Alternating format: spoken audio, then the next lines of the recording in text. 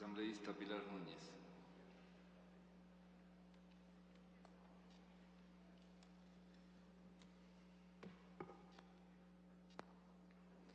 Gracias, presidente. Buenas tardes.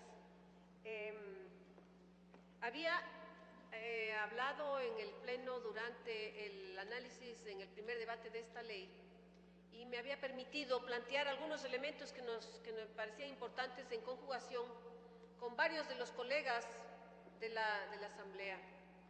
He escuchado algunas posiciones y he visto que si bien es cierto, se cambió en algo la estructura, el ordenamiento de la ley, lo cual me parece muy loable y por lo tanto felicito a la Comisión, por supuesto, pero debo decir que lamentablemente no se tomaron en cuenta varias de las observaciones planteadas en el primer debate y que nos parecen, a juicio de lo que estamos escuchando, sumamente trascendentes.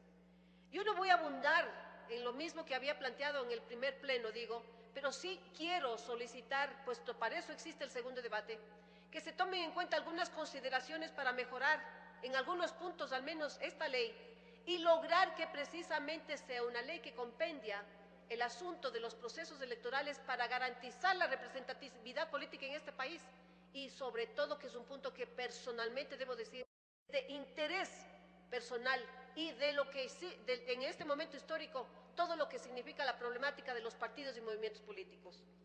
Desde este punto de vista, compañeros, debo decir, a pesar de que he conversado con varios de los colegas, de varias de las organizaciones políticas presentes en esta asamblea, y debo decir que me sigue preocupando el asunto de la fórmula que se plantea para la aplicación, para la designación y asignación de los escaños en las diferentes elecciones. He planteado frente a algunos compañeros, quizás la ley no deba dejar señalada esta fórmula, pero eso es realmente más peligroso, dada la inmadurez de la democracia en nuestro país, y eso es cierto. Dada la inmadurez, no podemos dejar a la ley huérfano de una fórmula que permita en la esencia llegar a garantizar la mayor representatividad política. Yo debo decir que no estoy de acuerdo con el método de Hunt. Y sé que lamentablemente aquí varios compañeros están de acuerdo y no sé cuál sea en definitiva la posibilidad en términos de más horas más tarde para aprobar o no esta ley.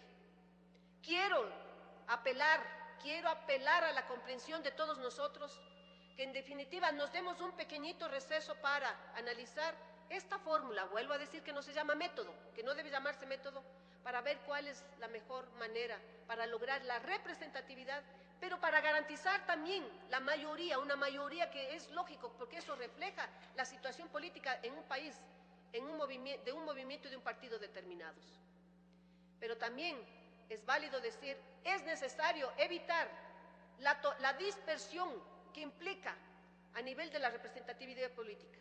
Por esto es que me parece que en la parte de los movimientos y partidos políticos deben agregarse algunas líneas en algunos artículos. Y eso apelo al compañero Virgilio Hernández, de quienes fueron los autores sustanciales de esta propuesta de ley, junto con los compañeros de la Comisión de la Estructura del Estado. Si bien es cierto, por ejemplo, fíjense ustedes, si el artículo 309, estoy situada en el capítulo de los partidos políticos.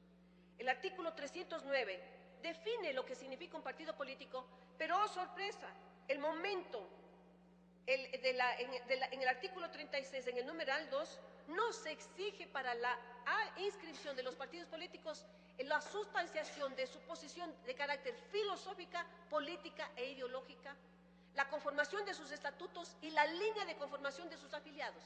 Por lo tanto, queda simplemente con un asunto de carácter discursivo sin que tenga el carácter de obligatoriedad. Tanto es así que en los artículos posteriores se plantea cuáles son las posibilidades de impugnación del no cumplimiento de las obligaciones que está en el artículo 332, pero no se establece la penalidad.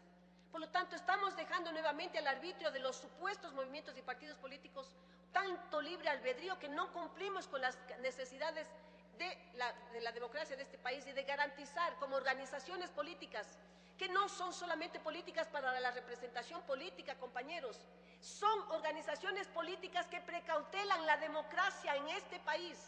no solo en la representatividad, no solo en la representación política, no solo en los procesos electorales. Los partidos y movimientos políticos deben ser ejemplo de la vida nacional. Ahí se suma, ahí está inscrito el sentido de lo que significa la política y de lo que significa para cada ciudadano el constituirnos en sujetos políticos. Pero aquí viene el punto. Si nosotros no presentamos esa obligatoriedad en estos artículos, quedan como simples elementos declarativos. ¿Qué pasa en cuanto a la capacitación? Se dice que deben tener escuelas de formación, pero el momento de la inscripción de los afiliados no se plantea un requisito de haber pasado al menos por un primer nivel de esa capacitación. Porque yo les pregunto a todos y todas aquí, que pertenecemos a movimientos y partidos políticos, en cada esquina se pone una mesa y se hacen las inscripciones, cuando debe ser requisito para la afiliación en función del estatuto de los partidos políticos, que deben decir la concepción filosófica, política e ideológica. También los afiliados tienen que inscribirse a esa concepción filosófica política del partido. Para eso se debe garantizar la formación previa a la afiliación.